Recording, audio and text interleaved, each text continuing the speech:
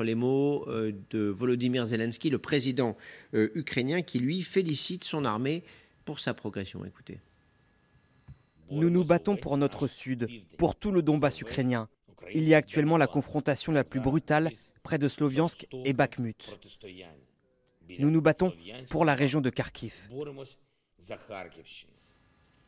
Alors voilà pour les propos du président ukrainien. L'armée avance visiblement légèrement, l'armée ukrainienne vers le sud. Xavier, ce qui interroge évidemment, c'est qu'à l'est, il semblerait que les Russes n'avancent plus.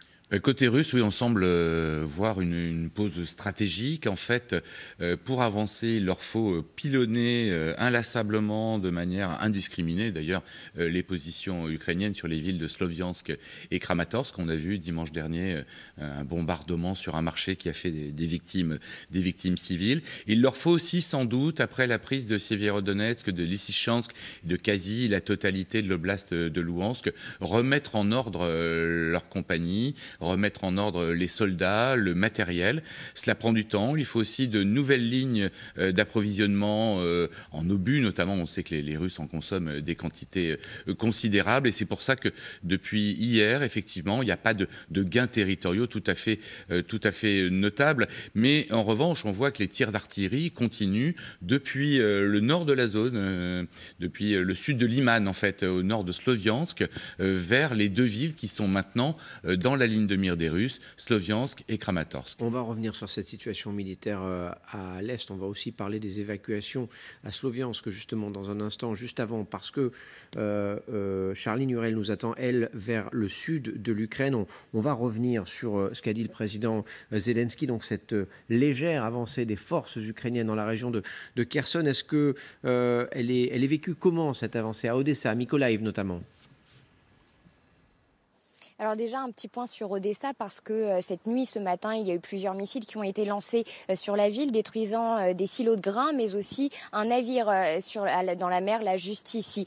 Qu'est-ce que ça veut dire? Ça veut dire que Odessa, il y a toujours une menace, qu'elle est toujours à portée de tir des forces russes, même si elle se situe à 200 km environ de la ligne de front. Justement, cette ligne de front, elle est autour de Mykolaiv, c'est-à-dire, vous voyez, Kherson, eh bien, elle est dans l'ouest de Kherson, avec la ville de Mykolaiv juste ici. Et là, eh bien, les Ukrainiens affirment avoir contré un assaut mené par les forces russes juste dans cette partie-là de cette région de Mykolaiv. Alors, il y a évidemment une guerre de position, pas de réelle avancée majeure de la part des deux armées. En revanche, une attention particulière qui est portée sur cette ligne de front, parce que déjà, il y a une contre-offensive ukrainienne qui est menée depuis plusieurs semaines, et on a appris que dans le centre-ville de Kherson, donc contrôlé par les forces russes, il y avait des bruits d'explosion qui avaient été entendus pour la première fois. Ce qui signifie donc que soit les Ukrainiens gagnent un peu plus de terrain, soit qu'ils usent d'artillerie à plus longue portée. En tout cas, eh bien, il y a certaines questions, en tout cas stratégiquement, qui se posent, parce que certains disent les unités russes sont vraiment concentrées dans le Donbass. Est-ce que ce ne serait pas le moment pour les Ukrainiens d'intensifier en tout cas cette contre-offensive vers Kherson, où il y a moins d'unités russes? Pour le moment, pas de détails, on a très peu de connaissances sur ce qui se passe, mais c'est peut-être d'ailleurs un choix stratégique mené par le commandement militaire ici. Merci Charline. Charline Hurel à Odessa avec Axel Charles Messens. Merci à tous les deux. Ce que l'on sait, c'est qu'il y a au moins 2 canons César dans cette région, dans le sud de l'Ukraine, que leur portée d'environ 35 km. Donc ça peut aider évidemment les Ukrainiens à aller taper un peu plus loin à l'est vers Kherson. On va reprendre les choses dans l'ordre. Les Ukrainiens qui progressent donc dans plusieurs directions tactiques, en particulier dans cette région du sud, à Kherson, mais aussi dans la région de Zaporizhia. Cette progression, elle peut s'expliquer comment? Il y a certaines hypothèses qui ont été évoquées par Charline, mais qu'est-ce qui est le plus probable selon vous, général? Non, je pense qu'on est dans ce schéma global de la guerre. Dès qu'on peut progresser un petit peu, et aussi pour maintenir peut-être le moral des soldats ukrainiens, être capable de mener des contre-attaques même localisées. C'est aussi maintenir la pression sur les Russes, comme les Russes maintiennent la pression à l'Est sur les forces ukrainiennes. Donc nous sommes dans un échange de pression. Et puis pour revenir à la question que vous avez posée il y a quelques instants sur ces Russes qui se sont un petit peu calmés, je dirais, dans leur attaque, qui ont arrêté leur attaque apparemment, il est normal tout à fait qu'on se réorganise. Ils ont eu des pertes. On va repartir sur le front de l'Est dans un instant. Je voudrais terminer cette petite page sur le Sud parce que c'est important aussi. Ce front Sud, justement, quelle importance a-t-il dans le cadre de cette guerre? Vous savez que les Russes ont toujours dit qu'ils voulaient prendre toute cette partie sud du pays, après Lugansk, Donetsk. Ils n'ont toujours pas renoncé, même s'ils n'en ont pas les moyens logistiques militaires, de continuer jusqu'à Odessa. D'ailleurs, on dit ce matin que les Russes ont tué des soldats ukrainiens qui avaient tenté de remettre le drapeau sur l'île aux serpents. Hein. Donc, ils renoncent toujours pas. Et on l'a vu, ce drapeau ukrainien. On l'a vu. Et ce matin, donc les Russes disent avoir tué des soldats ukrainiens qui voulaient rehausser de nouveau ce drapeau. Donc on voit bien qu'il y a toujours un aspect symbolique, ils n'en ont pas les moyens, ils continuent leur terreur jusqu'à Odessa, ils vont continuer. Et donc voilà, donc cette partie russe est importante. S'agissant effectivement de Donetsk, la République autoproclamée de Donetsk a dit quand même que, et ça confirme ce que vous dites, qu'il y avait une contre-offensive ukrainienne et que les Ukrainiens avaient tué une dizaine de personnes, blessé une trentaine de personnes en essayant de reconquérir le terrain, premièrement. Et on l'avait dit, rappelez-vous, la semaine dernière, que Lysychansk, c'était une victoire tactique pour les Russes.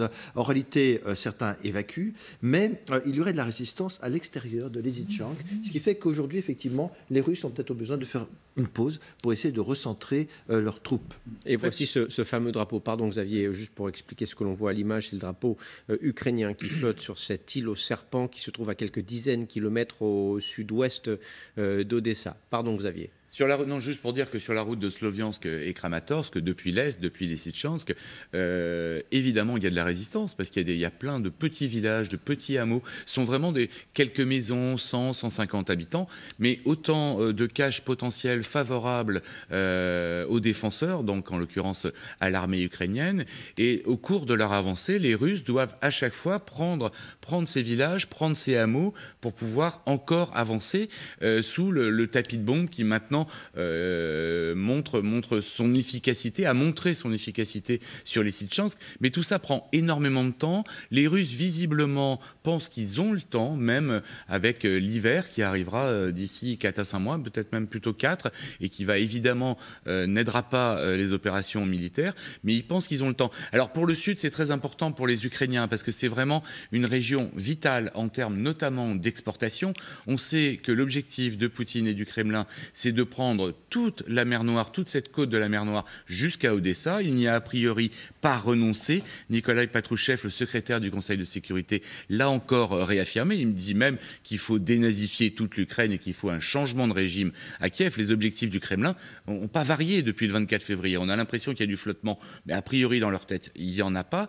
Et pour les Ukrainiens, c'est très important de défendre le Sud. Ils ont quelques succès militaires. Et puis, il faut dire aussi, c'est très important que dans la ville de Kherson, dans tous les alentours, il y a une résistance qui est en train de s'organiser. Il y a déjà eu des attentats réussis et les Ukrainiens ont là une possibilité, une capacité de résistance qui est certainement beaucoup plus forte que dans le Donbass. Ça, c'est pour les plus, les moins, c'est qu'en matière, et j'arrive vers vous dans un instant parce que je voudrais vous faire réagir à quelque chose qui vient d'être annoncé et qui va vous faire sourire, je vous le garantis. La difficulté qu'ont les Ukrainiens, c'est qu'ils ne peuvent pas se servir des mêmes tactiques militaires que les Russes qui, on l'a vu dans le Donbass, rasent complètement les villes.